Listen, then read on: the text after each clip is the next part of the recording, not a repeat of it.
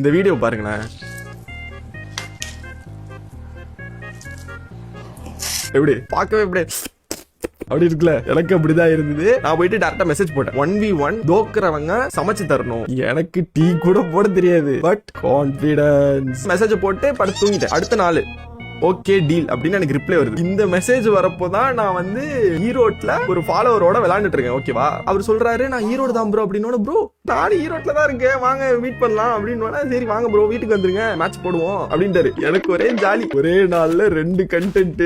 சரி சூப்பர் அப்படின்னு நானும் வீட்டுக்கு போயிட்டேன். கேம் ஸ்டார்ட் ஆகுது. பெஸ்ட் ஆஃப் 3 அப்படியே ஃபாலோ போட்டு விட்டுருங்க. முதல் கேம் அப்படியே பேசிட்டு சிரிச்சிட்டே ஜாலியா விளையாண்டு இருந்தோம். கரெக்டா ஒரு பொசிஷன்ல அவர் உட்காந்து யோசிக்க ஆரம்பிச்சிட்டாரு, நானும் உட்காந்து யோசிக்க ஆரம்பிச்சிட்டேன். 2 பேரும் 5 நிமிஷம் யோசிச்சுட்டே இருக்கோம். என்னத்த யோசிக்கிறோன்னு எனக்கும் தெரியல, அவருக்கும் தெரியல. ஏதோ பெருசா பிளான் வச்சிருக்காரு, பயங்கரமா கால்குலேட் பண்ணிட்டு இருக்காரு. அவரு உட்காந்துட்டே இருக்காரு, நானும் உட்காந்துட்டே இருக்கேன். 2 பேரும் மூஞ்ச பாத்துட்டு இருக்காங்க. டக்குன்னு எனக்கு கடுப்பாச்சு, என்னையா இவ்வளவு நேரம் யோசிக்கிறீங்க, மூவ் பண்ணுங்க அப்படின்னு.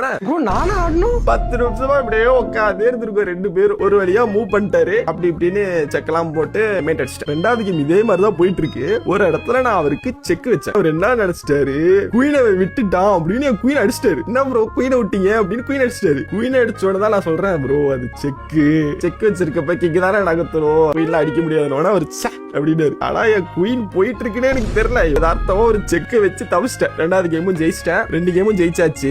சாப்பாடு கன்ஃபார்ம் குடு, சாப்பாடு குடு.